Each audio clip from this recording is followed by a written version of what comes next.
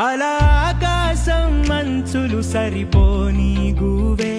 నది అద్దంలో తన రూపం చూడగనవ్వే ఆకులపై వాలే హిమ బిందువు తీర్చే ఆగువ మోసేటి సంద్రమంత దాహం